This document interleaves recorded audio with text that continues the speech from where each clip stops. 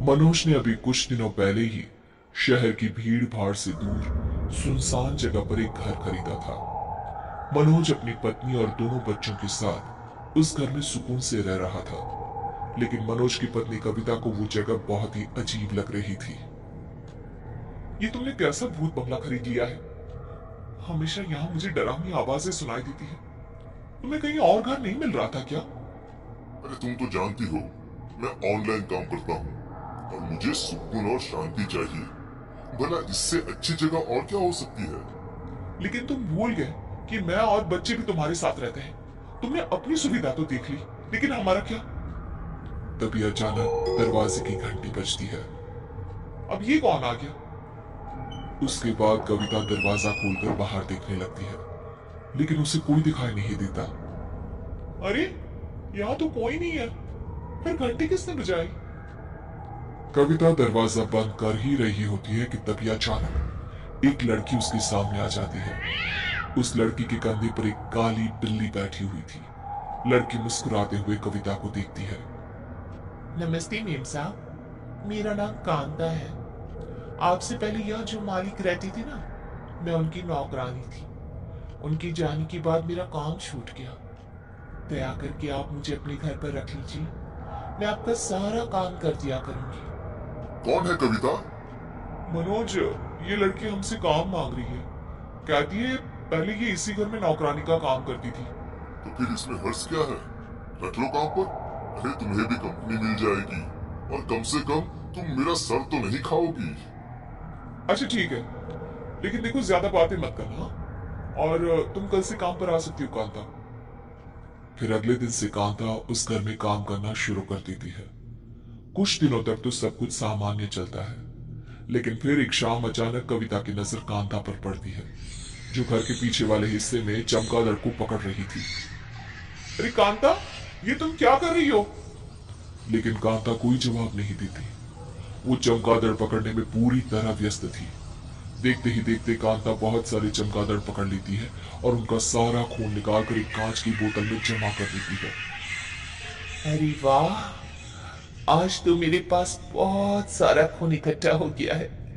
अब जाकर इस खून में रोटी भिगाकर मजे से खाऊंगी। ये तो कैसी पागलपंती की बातें कर रही है? भला कोई चमगादड़ का खून पीता है क्या? कोई पिए ना पिए, मैं तो पीती हूँ। देखिए ना मेम साहब, आप भी थोड़ा सा खून पीकर देखिए। चमगादड़ का खून बहुत स्वादिष्ट होता है। ऐसा बोलकर कांता तो वहां से चली जाती है, पर कविता हैरानी से उसे देखती रह जाती है। वो तुरंत मनोज के पास जाती है। सुनिए मनोज, ये कांता तो बहुत ही अजीब हरकतें करती है। आज उसने ढेर सारे चमगादड़ का खून इकट्ठा किया है। कहती है वो खून में रोटी भिगोकर खाएगी। भला कोई ऐसा करता है क्या?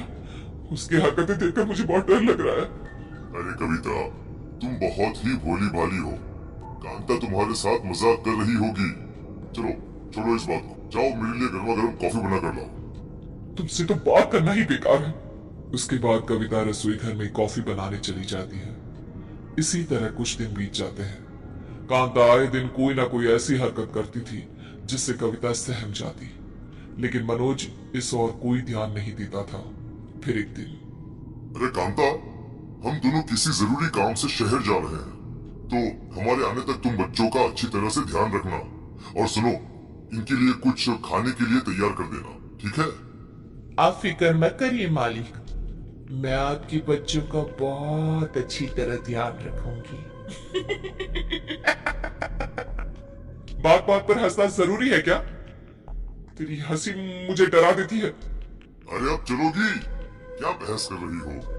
अब वो दोनों वहां से चले जाते हैं। शहर में अपना काम खत्म करते करते उन्हें घर लौटने में शाम हो जाती है। शाम को वो दोनों जब घर पहुंचते हैं तो देखते हैं कि दोनों बच्चे कांता के साथ बैठकर बिरयानी खा रहे थे।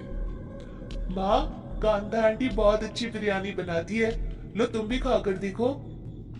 हाँ देना बेटा, मुझे बहुत भूख लगी है। कविता बिरयानी लेकर खाने लगती है। ये लीजिए साहब, आप भी बिरयानी खाइए। लेकिन ये बिरयानी है किसकी? तुमने कहीं से मुर्गी पकड़ी है क्या? नहीं साहब, मुझे मुर्गी और बकरी की बिरयानी पसंद नहीं आती। मैं तो सिर्फ बिल्ली की बिरयानी खाती हूँ। मेरे पास जो बिल्ली थी ना, उसे ही मारकर मैंने ये बिरयानी तैयार की है। कांता की ये बात सुनते ही कविता और मनोज के होश उड़ जाते हैं। वो तुरंत सारी बिरयानी थूक देते हैं। अरे तुम पागल हो गई है क्या? तूने हमें और हमारे बच्चों को बिल्ली की बिरयानी खिला दी? तो इसमें इतना हैरान होने वाली क्या बात है मेम साहब? बिरयानी बकरे की हो या बिल्ली की, बिरयानी तो बिरयानी होती है। चलिए और खाइए। तू सच में पागल हो गई है। अब हम तुझे एक पल भी इस घर में बर्दाश्त नहीं करेंगे। चल निकल, निकल यहाँ से। उसके बाद मनोज कांता का हाथ पकड़कर उसे घर से बाहर निकाल देता है। दोबारा अगर मेरे घर के आसपास भी दिखाई दी तो मैं तुझे पुलिस में दे दूंगा। इतना कहकर मनोज दरवाजा बंद कर देता है। उसके बाद मनोज और कविता जैसे ही अपने कमरे में जाते हैं तो उन्हें कांता बेड के ऊपर बैठी दिखाई देती है। ये देखकर दोनों के पैरों तले जमीन खिसक जाती है।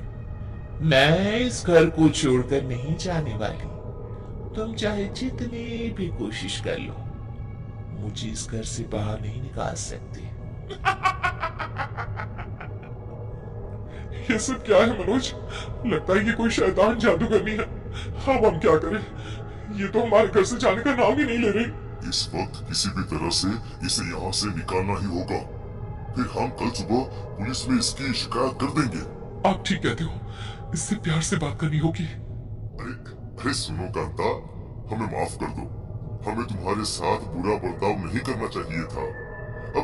अब हम तुम्हें काम से नहीं निकालेंगे, ठीक है? लेकिन क्या है, इस वक्त हमारे सोने का समय हो गया है, तो इसलिए प्लीज प्लीज अब तुम जाओ यहाँ से और कल सुबह काम पर आ जाना, ठीक है? मनोज की बात पर अब कांता मुस्कुराते हुए वहां से चली जाती है। हम कल ही पास के पुलिस स्टेशन में जाकर इसकी शिकायत करेंगे ताकि ये दोबारा हमें परेशान न कर सके। अगली सुबह होते ही कविता और मनोज पुलिस स्टेशन पहुंच कांता की शिकायत कर देते हैं, जिसके बाद वो पुलिस वाले उन दोनों पति पत्नी को लेकर पास के गांव में पहुंचते हैं और कांता के घर का पता पूछने लगते हैं, लेकिन उन्हें कांता के घर का पता नहीं मिलता। कुछ दिनों पहले बच्चों ने मेरे मोबाइल में उसकी तस्वीर खींची थी। तस्वीर दिखाकर उसके बारे में पूछते हैं ना। उसके बाद पुलिस वाला गांव वालों को कांता की तस्वीर दिखाकर उसके बारे में पूछने लगता है।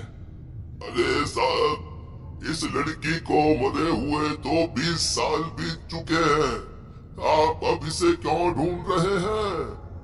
बूढ़े आदमी की बात सुनकर सभी हक्के बक्के रह जाते हैं। क्या कैसी बातें कर रहे हो? वो लड़की तो पिछले कई दिनों से हमारे घर पर नौकरानी का काम कर रही है। आपसे पहले जो आदमी उस घर में रहता था, उसे भी कोई शैतानी शक्ति परेशान कर रही थी। अब मुझे पूरी बात समझ में आ गई। वो शैतानी शक्ति कोई और नहीं बल्कि ये कांता ही है। इसीलिए तो वो आदमी परेशान होकर आने पौने दाम में घर बेचकर भाग गया। लेकिन उसके जाने के बाद कांता की आत्मा आपको परेशान करने लग गई। मेरी तो कुछ समझ में नहीं आ रहा। कांता तो रोज गांव की दुकान से हमारे लिए सामान खरीद कर ले आती थी। दुकान वाले ने तो कम से कम उसे देखा ही होगा। फिर वो सभी उस दुकान पर पहुंचते हैं और दुकान वाले से पूछताछ करते हैं। अरे मेम साहब, ये लड़की कभी भी मेरी दुकान पर नहीं आई। बेकार में धक्के खाने से कुछ नहीं होगा साहब। शैतान भला कभी किसी के हाथ आया है? इससे उलझने की कोशिश मत करिए। आप लोगों की भलाई इसी में है कि जितना जल्दी हो सके उस घर को छोड़ दीजिए। बूढ़े बाबा ने बिल्कुल सही कहा सर। देखिए, मैं भी इसी इलाके का हूँ। ऐसी अजीबोगरीब घटनाओं के बारे में कई बार सुन चुका हूँ मैं। मनोज, मुझे लगता है ये सही बोल रहे हैं। हमें घर छोड़ देना चाहिए। इतना सब जानने के बाद भी अब मनोज भी आगे कुछ नहीं बोलता और अगली सुबह मनोज का पूरा परिवार हमेशा के लिए उस घर को छोड़कर चला जाता है। लेकिन उसी रात चांद की रोशनी में कांता घर की छत पर बैठी काली बिल्ली को गोद में बिठाकर सहला रही थी। मैं इस घर को छोड़कर कभी नहीं जाऊंगी।